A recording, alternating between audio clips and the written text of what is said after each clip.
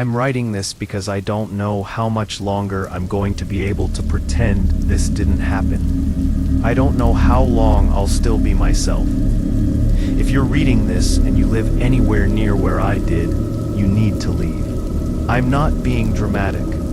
I'm not asking for help. I'm warning you. There are things that don't announce themselves as monsters. They don't break down doors or show up on camera. They settle in quietly. They learn you, and once they do, they don't let go. I didn't believe in any of that until the man everyone called Dracula moved into my building. That nickname still sounds stupid when I type it. I wish that was the worst part of this story. I'm not safe anymore. I haven't been for a while. And if I stop writing halfway through this, assume it's because he finally realized I was trying to tell someone. I lived in a 6-unit apartment building outside of Columbus, Ohio. Old place, built in the 1950s. Brick exterior, thin walls, pipes that screamed when anyone took a shower. Nothing special. I'd been there 3 years. Long enough to recognize everyone's footsteps. Long enough to know which floorboards popped and which ones sank slightly when you stepped on them. I worked IT support for a logistics company. Remote, boring. My days were predictable.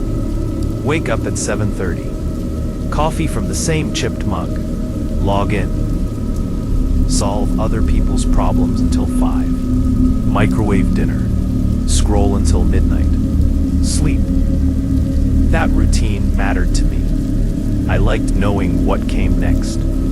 The first thing that broke it was the smell. It started one Tuesday evening in early October. I remember because I was reheating leftover pasta and thought the garlic had gone bad. This sour, metallic odor drifted through my kitchen. Not rotten food, not garbage, something thicker, wet. It reminded me of pennies and old basements. I opened my fridge. Nothing. I took the trash out. Nothing. The smell got stronger near my front door. I opened it and almost gagged.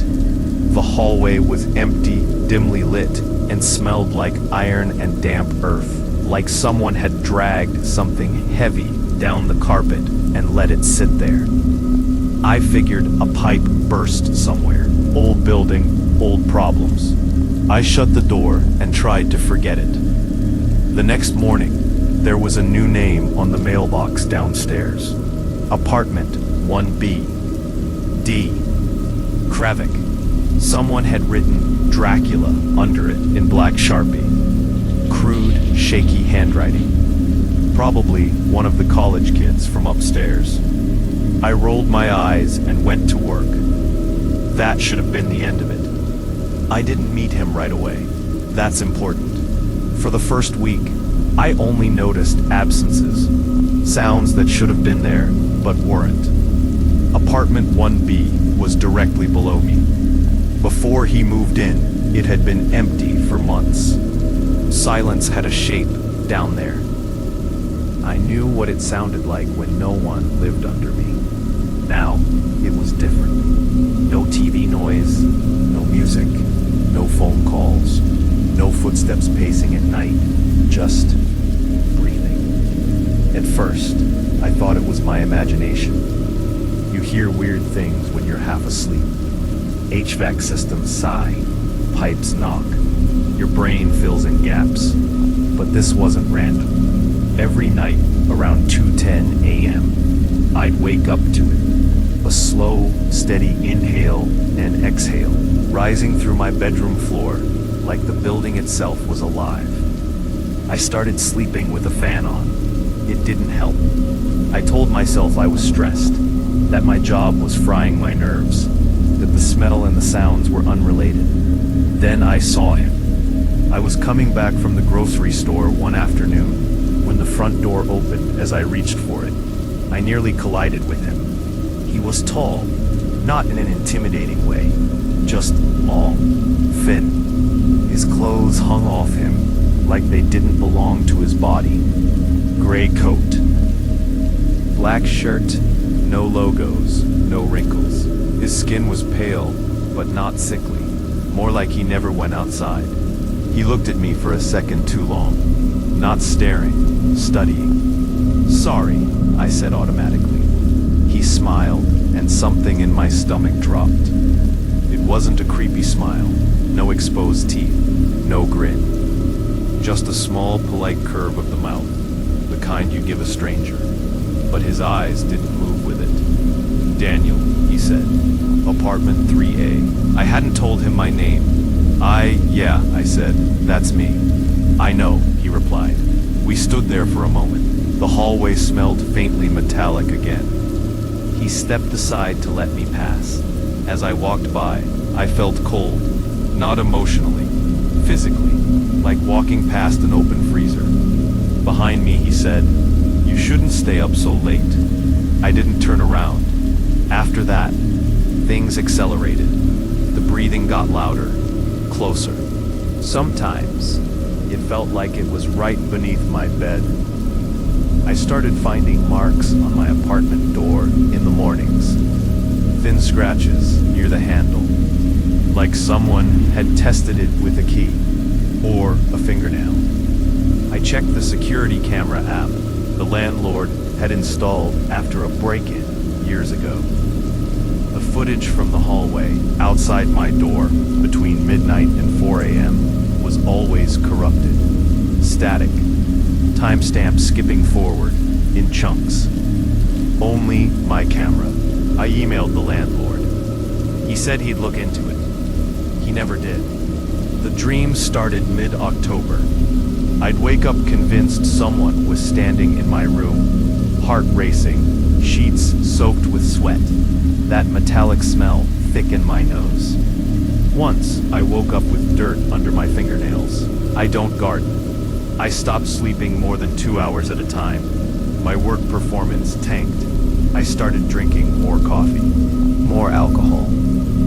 One night, around 3 a.m., I heard footsteps on the stairs outside my apartment.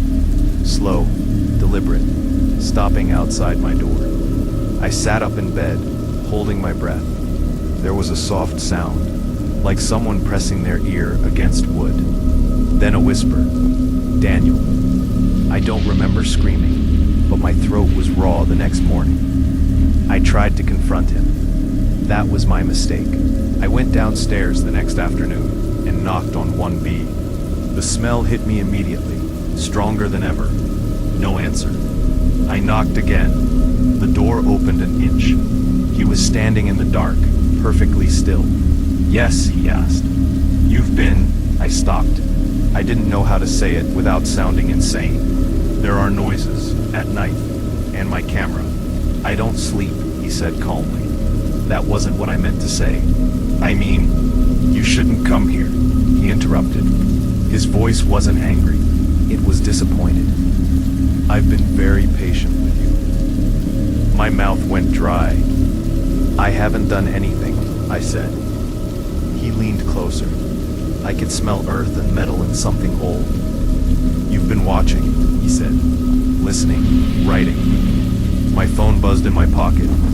A notification from my notes app. Draft save. I hadn't touched my phone. I backed away without another word and ran up the stairs. That night, the breathing didn't come from below. It came from inside my room. I didn't sleep at all after that. I sat on my bed with the lights on until sunrise, every muscle locked, listening to the soft rhythm of breathing that did not belong to me. It wasn't loud. That was the worst part. It was patient, controlled, like someone who knew they didn't need to rush. When morning came, the breathing stopped. Just stopped. No footsteps leaving. No door opening. Nothing. I checked my apartment inch by inch. Closet, bathroom, under the bed. Nothing was disturbed. No sign anyone had been there. Except the smell. It clung to my sheets, my clothes, my skin. No amount of soap scrubbed it away. I called in sick that day, then the next, then the next. I stopped answering messages from friends. I stopped opening my blinds. I started keeping a kitchen knife on my nightstand, even though I knew how useless it would be if he decided to come back. Every night after that, something changed. Sometimes I'd hear footsteps pacing above me. I live on the top floor. Sometimes I'd hear my own voice drifting up from the vents, whispering things I didn't remember saying. Conversations, confessions, private thoughts spoken aloud in the dark. Once, around 4 a.m., my phone rang. Unknown number. I didn't answer. A voicemail appeared seconds later. It was me breathing. Just breathing. I started noticing gaps in time. I'd sit down to write, to document what was happening, and hours would vanish. I'd look up, and it would be morning. My fingers would ache. The document would be longer, written in my voice, but I didn't remember typing any of it. Some of it described things I hadn't experienced yet, things that hadn't happened, things that would. The first physical change was small. I woke up coughing one morning, deep, painful coughs that bent me over the sink. Something came up with it. Not phlegm. Dirt. Dark, damp soil spilled into the basin. I stared at it for a long time before rinsing it away, my hands shaking so badly I could barely turn the tap. I told myself I'd inhaled something. Construction dust, mold, anything. But that night, my gums bled when I brushed my teeth, and my reflection didn't blink when I did. I avoided mirrors after that. I started covering them. Bathroom mirror with a towel, closet mirror with a bedsheet. I didn't want to see what was changing, because something was. I could feel it under my skin, a tightness, like pressure building, like my body was learning a new shape and hadn't told me yet. The hunger came next. Not normal hunger, not cravings, a hollow ache that food didn't touch. I ate until I felt sick, and it didn't help. One night, half delirious with exhaustion, I caught myself staring at a bleeding cut on my finger longer than I should have. The smell made my mouth water. I threw up afterward and cried on the kitchen floor until dawn. He stopped hiding after that. I'd see him standing across the street when I checked my mail, leaning against a tree at the edge of the parking lot, sitting on the bus bench I passed on my walks, always watching, always smiling politely when our eyes met. Once, I found him inside my apartment building, standing outside my door, hand raised as if about to knock. "You're changing faster than I expected," he said. I didn't answer. "You don't need to be afraid," he continued. "Fear is inefficient." "What do you want from me?" I whispered. He tilted his head, studied me. "I want you to stop pretending this is something you can escape," he said. "And I want you to understand that names are just conveniences." "Dracula," I said. The word felt stupid and desperate. His smile widened just a little. "That's what they called me," he replied. "Once." The panic hit me a week later. I woke up buried. That's the only way I can describe it. I couldn't move, couldn't see. Dirt pressed against my mouth, my nose. I tried to scream and swallowed soil instead. My lungs burned. I clawed upward, fingers tearing, nails ripping away, dirt filling my sleeves, my hair, my mouth. Every movement was agony. Just when I was sure I was dying, I broke through. I sat bolt upright in my bed, gasping, choking, covered in sweat, and dirt. Real dirt, packed into my sheets, under my nails, in my mouth. That was when I realized I wasn't in control anymore. I tried to leave. I packed a bag. Laptop, clothes, documents. I made it to my car before my vision blurred. and the world tilted sideways. I woke up back in my apartment. The bag was unpacked. My keys were on the hook. On my phone, a new note waited. You cannot outrun the habitat. The climax came on a night with no warning. No buildup, no signs. I woke up to the sound of my bedroom door opening. He stood in the doorway, silhouetted by the hallway light. I couldn't move. My body wouldn't respond. You've been very cooperative, he said softly, even when you resisted. He stepped closer. The air grew cold, heavy. I felt something tear inside my chest. Not physically, deeper than that. Like a cord snapping. Memories flooded me that weren't mine. Centuries of rooms like this. People like me. All thinking they were special. All thinking they could document their way out. He leaned down until his face filled my vision. You survive, he said. That's the curse. You survive long enough to warn the next one. Pain exploded through my neck. Then darkness. I woke up alone. The apartment was quiet. The mirrors were uncovered. My reflection smiled before I did. I'm writing this now because I can feel him receding. Not gone. Never gone, just farther away. Like a teacher stepping back to see if the lesson stuck. I don't know how long I have before I stop needing to pretend I'm still human. If you live near an old building, if a new tenant moves in and the air smells wrong, if you hear breathing where there shouldn't be any, leave. Don't investigate. Don't document. Don't try to understand. Because once he learns your name, he doesn't need an invitation anymore.